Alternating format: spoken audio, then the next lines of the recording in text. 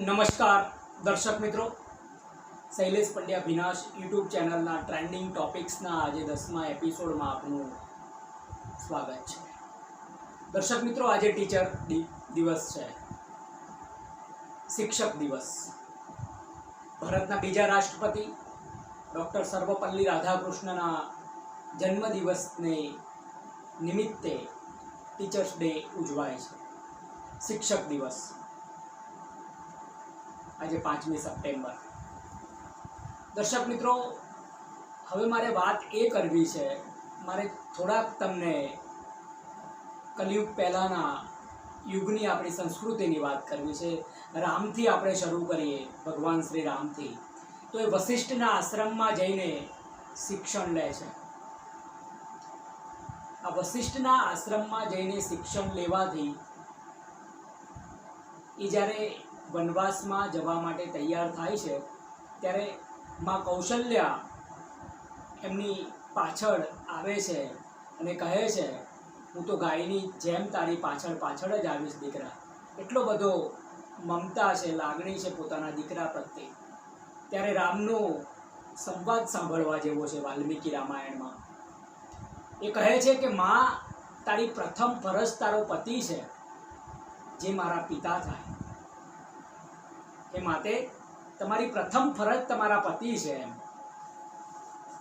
એ વખતે 25 વર્ષના નવયુવાન ભગવાન શ્રી રામ માને આ વસ્તુ કહી શકે છે, કારણ કે એમણે વશિષ્ઠના આશ્રમમાં જઈને જીવનનું શિક્ષણ લીધું છે. જીવન શું છે, જીવનના ધ્યેય, જીવનના હેતુ એ શીખ્યા છે. ત્યારે પોતાની માને કહે છે અને મા પછી આ રામનું વચન સાંભળીને એ પાછા વળે છે. કારણ કે સ્ત્રીને બાળક થયા પછી એની મમતા એ પછી બીજું બધું ગૌણ બની જાય. પછી એના દીકરા એમને બહુ વાલા હોય છે, પણ રામની આ તટસ્થ ભાવના. એટલે આ શિક્ષણ, મારે શિક્ષણની વાત કરવી છે. પછી કૃષ્ણનો જમાનો આવે છે, બીજો યુગ આવે છે. કૃષ્ણ ભગવાન સાંદીપની ઋષિના ત્યાં આશ્રમમાં ભણવા જાય છે. બધા જાણો છો, સુદામા સાથે કાષ્ટ લેવા જંગલમાં જાય છે ને વરસાદ ધોધમાર પડે છે.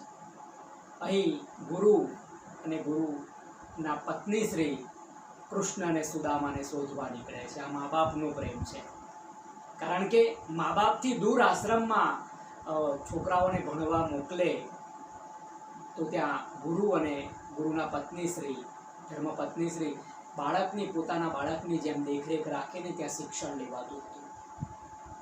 પછી આપણે ગુરુકુળ આવ્યા, આપણી નાલંદા વિદ્યાપીઠ, તક્ષશિલા, ગુરુકુળની પદ્ધતિ આવી. હવે ગુરુને શિષ્યમાં ભાવ અને પ્રેમથી અને શિસ્ત અને ડિસિપ્લિનથી ચરણ સ્પર્શ કરવાથી એવું કહેવાય છે કે ગુરુનું જ્ઞાન શિષ્યમાં ઉતરે. આ ભાવના આપણી સંસ્કૃતિમાં પહેલેથી પ્રબળ. હવે મારે આજની પરિસ્થિતિની વાત કરવી છે. આપણે હેપી ટીચર્સ ડેની જ વાત કરવી છે. હવે અત્યારના જમાનામાં 2000 પછી શિક્ષણનું પ્રાઇવેટાઇઝેશન થયું છે. સરકારે શિક્ષણને જાણી બૂજીને ધંધો બનવા દીધો છે. શિક્ષણ પ્રાઇવેટાઇઝેશન થઈ ગયું છે. સરકારી શાળાઓ બંધ થાય છે, એ બધાને ખબર છે. ગ્રાન્ટેડ શાળાઓની નવી પરમિશન કેટલાય વર્ષોથી અપાઈ નથી. જે ગ્રાન્ટેડ શાળાઓ માધ્યમિક, ઉત્તર માધ્યમિક ચાલે છે, ત્યાં ભરતી હવે સરકાર દ્વારા થઈ રહી છે. ટેટ અને ટાટ પરીક્ષા દ્વારા વિદ્યા સહાયક પ્રાથમિક અને ઉચ્ચતર પ્રાથમિકમાં આ રીતે ભરતી થાય છે. અને એ શાળાઓ પણ હવે ધીરે ધીરે કેટલીય બંધ થઈ ગઈ ને ભવિષ્યમાં બંધ થઈ જવાની છે. શિક્ષણ પ્રાઇવેટ થઈ ગયું છે. હવે પ્રાઇવેટ શિક્ષણમાં ટ્રસ્ટી કાં તો શિક્ષણના જે પ્રાઇવેટ સ્કૂલના માલિક, એ સર્વે સર્વા છે, એ નક્કી કરે છે કે મારે શિક્ષકને કેટલા ટાઈમ સુધી રાખવો, જ્યાં સુધી એની પગારની માગણી ના કરે, વધારે પગાર ના માગે, એક બોલાવે ત્યારે આવે, રજા ના મળે. ત્યાં શિક્ષણની સાથે શિક્ષકનું પણ શોષણ થાય છે. સામા છેડે ફી એટલી બધી તગડી ઉઘરાવાતી હોય છે એટલે વાલીઓનું પણ શોષણ થાય છે.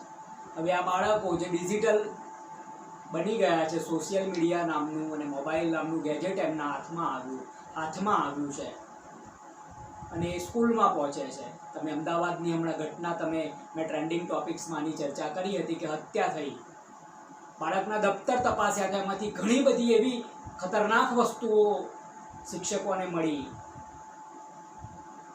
કે એ પેપરમાં આવ્યું છે. આપણે અત્યારે એની ચર્ચા નથી કરવી. ઈ સિગાર, ગર્ભ નિરોધક ગોળીઓ, કોન્ડોમ, આ બધી વસ્તુઓ દફતરોમાંથી બાળકોના 11-12ના. એટલે આ ખતરનાક પરિસ્થિતિ આજના શિક્ષણની છે. પહેલાં તો એવી પરિસ્થિતિ હતી કે કહેવતનું નામ પડ્યું હતું કે સોટી વાગે ચમચમ, વિદ્યા આવે ધમધમ. અને વિદ્યા પણ આવતી હતી, આદર ભાવ હતો, નમસ્તે કહેતા હતા આપણે. સાહેબ જો નીકળી જાય તો આપણે આગા પાછા થઈ જતા હતા. એટલું બધું માન અને સન્માન ગુરુજીનું હતું.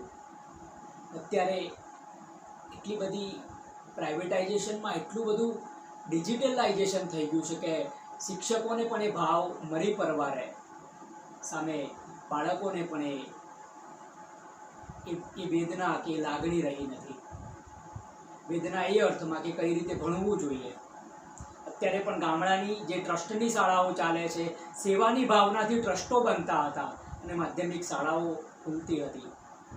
એ જે સેવાની ભાવનાથી અત્યારે જે સ્કૂલો ચાલે છે એમાં અત્યારે પણ એ જ હાલત છે. પ્રેમની, લાગણીની, ગુરુ શિષ્યની એ જ અત્યારે તમને પરિસ્થિતિ જોવા મળે. મેં થોડા સમય પહેલાં મળો તો ખરા કાર્યક્રમમાં ડૉક્ટર ધર્મેન્દ્ર પટેલ સાથે મેં વાતચીત કરી હતી. આજે એમને શ્રેષ્ઠ શિક્ષકનો એવોર્ડ પણ રાજ્યપાલશ્રીના હસ્તે મળ્યો. એ આચાર્ય છે ધરમપુરમાં, પણ તમે ત્યાં સ્કૂલમાં જાઓ એટલે એવું ના લાગે કે આચાર્ય છે, દોડામ દોડ કરતા હોય. અને મૂળ કેળવણીકાર, બાળકો પણ એટલા શિસ્તબદ્ધ. મેં કાવ્યરસને એમની સ્કૂલનું રેકોર્ડિંગ પણ કર્યું. દર્શક મિત્રો, મારે વાત એ કરવી છે, એમના સ્કૂલના બાળકોનું રેકોર્ડિંગ કર્યું. હવે વાત એ આવે છે કે તમે વાલીઓ હવે શું કરી શકે. વાલીઓ તો બિચારા સવારથી તે સાંજ સુધી બાળકોને ટ્યુશન મૂકવા, સ્કૂલમાં મૂકવા, એ બધું જ ચાલી રહ્યું છે. ટીચર ડે છે, શિક્ષક દિવસ છે. આપણું ભવિષ્ય કેવું છે એ મારે વાત કરવી છે. બાળકોનું ભવિષ્ય અત્યારે અંગ્રેજી માધ્યમની શાળાનું આપણે ના પાડી શકીએ, કારણ કે અંગ્રેજીમાં વ્યવહાર ચાલે છે આખી દુનિયાનો. એટલે બાળકને ગુજરાતીમાં આપણે દીક્ષિત કરવાનો છે ને અંગ્રેજીમાં એને શિક્ષિત કરવાનો છે. આ મારે ટીચર મિત્રોને પણ વિનંતી કરવી છે કે આપણી ગુજરાતી માતૃભાષા છે અને એ તો બાળકને આવડવી જ જોઈએ. મેં MA BEd અંગ્રેજીમાં કર્યું છે. હું ટેટ અને ટાટ બંને પાસ છું 2011 ને 2013માં. પરંતુ માલિકને કદાચ, ભગવાનને કદાચ મને એક નાના વર્ગખંડ કરતાં એક વિશાળ વર્ગખંડમાં મારે વાતચીત કરવાની મને પરમિશન પરમાત્માએ આપી. અને ટેલિવિઝનના માધ્યમથી 24 રાજ્યોમાં અમારું પ્રસારણ થાય છે. અનેક કાર્યક્રમો સાથે જોડાયેલો છું અને એ નિમિત્તે હું ભગવાનનો પણ આભાર માનું. હા, કદાચ શિક્ષકની નોકરી મળી હોત તો ક્યાંક શાંતિથી 11 થી 5 કે 6માં જઈને શનિ રવિ રજા ને બધું આરામ મળતો. અત્યારે સતત કોર્પોરેટની જોબમાં આરામ સહેજે મળતો નથી, પણ કામ કરવાનો આનંદ છે.